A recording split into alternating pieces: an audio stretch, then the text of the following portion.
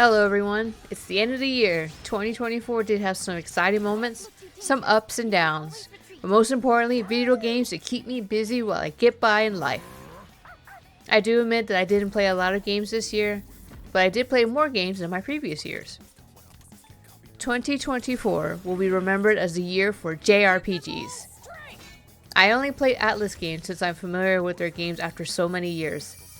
Persona 3 Reload was something I've been waiting for a very long time to see brought back.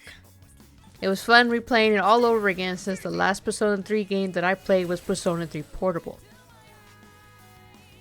What to do? I do agree with some of the comments about how things were changed in Persona 3 Reload. The original Persona 3 that was originally on the PS2 and Persona 3 Reload are both two different versions in my opinion. The original had this charm and uniqueness at the time. One example that comes to mind is the animated cutscenes felt more dark and more brutal, especially the cutscenes at the start of the game. In Reload, they did tone it down a bit and changed up those cutscenes slightly. While I'm slightly disappointed in the minor changes that they made for Reload, it was still nice to experience this game one more time. The final cutscene before you finish the game is always the most difficult and an emotional experience that I can never forget. Bring it on!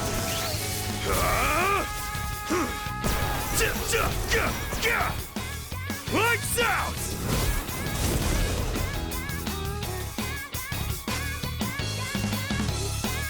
Keep it together. What are they thinking? Please explain it. Don't really need this crap. Can't waste time. What opposites can copy based on.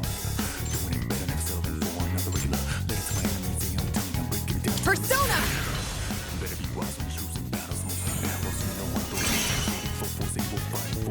Drop these balls in my sleep. Give my tricks up my sleeve. Wait till late for you to live it out. I'm ready.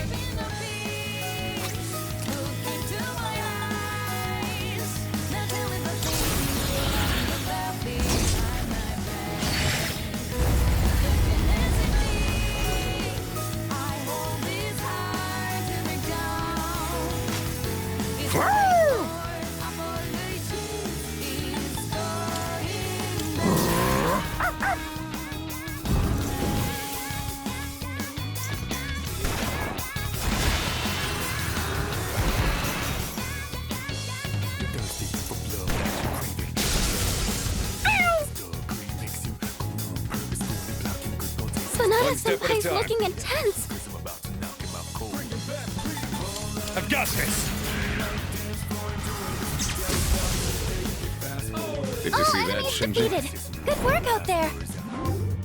In my video about Shin Megami Tensei Vengeance, I mentioned that I had a really good time playing this revised version of SMT5. I was very surprised that it got an update later on. The update added in new demon navigators and a new optional boss to fight. And it's all free. Usually when Atlas releases games, they are ready to move on once the game is out. But it's nice that they still care and wanted to share new content with the fans. I hope going forward with the new Shin Megami Tensei game, they keep the same quality of life features and very fun turn-based battles. All right.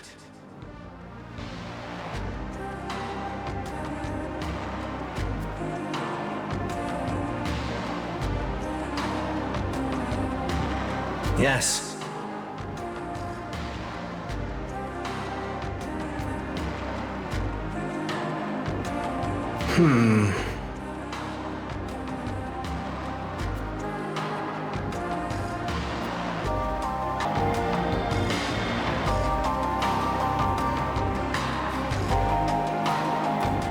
Ho there. Yes.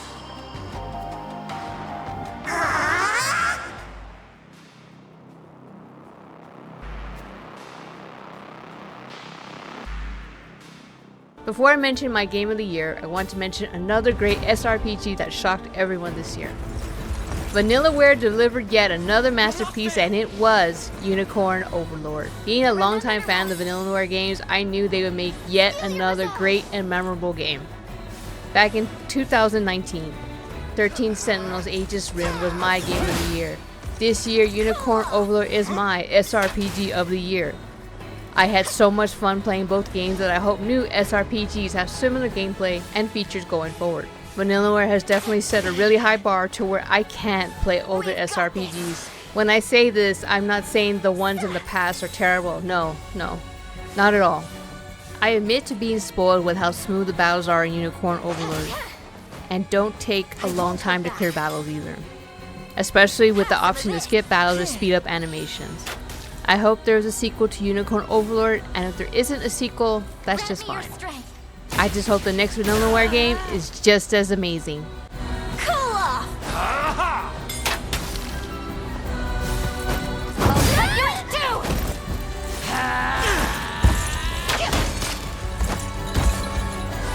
Not enough!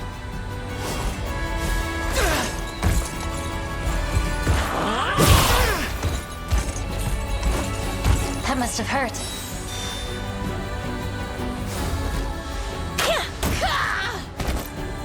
No guts, no glory.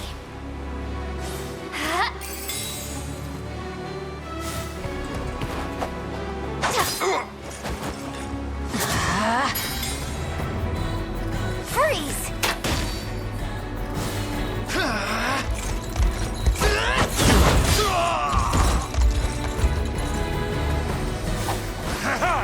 Light!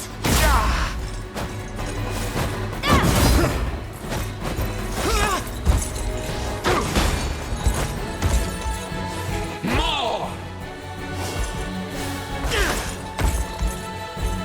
You'll not!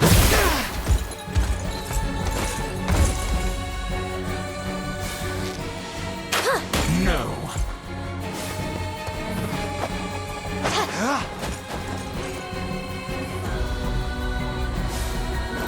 Like new.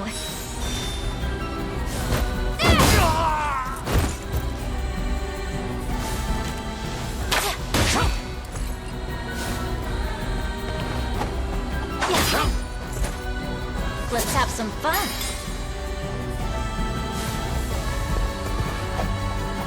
No.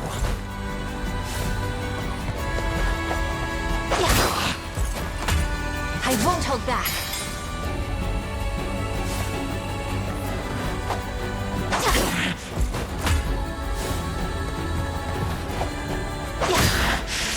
Impressive. We march on.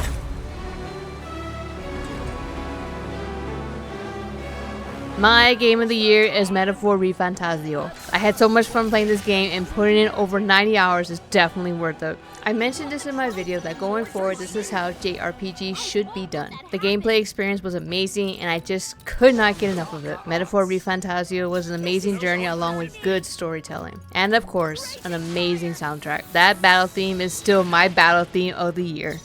That's all the games that I played this year. I apologize if I didn't mention any other games. My free time is limited, and I'm on a tight budget to where I can't buy every new game that comes out. I hope next year I can maybe catch up on those games, but looking at the list of upcoming games for 2025, I'm not so sure if I will have time to get through my backlog of games. Some of these games that I listed I may or may not stream. When it comes to RPGs, I like to go at my own pace and take my time with the game. I also take into consideration that some people don't like being spoiled when they have witnessed a new game or an older game for the first time. I do not mind minor spoilers being discussed with the viewers in the chat, but as I just mentioned, some people do not like spoilers at all.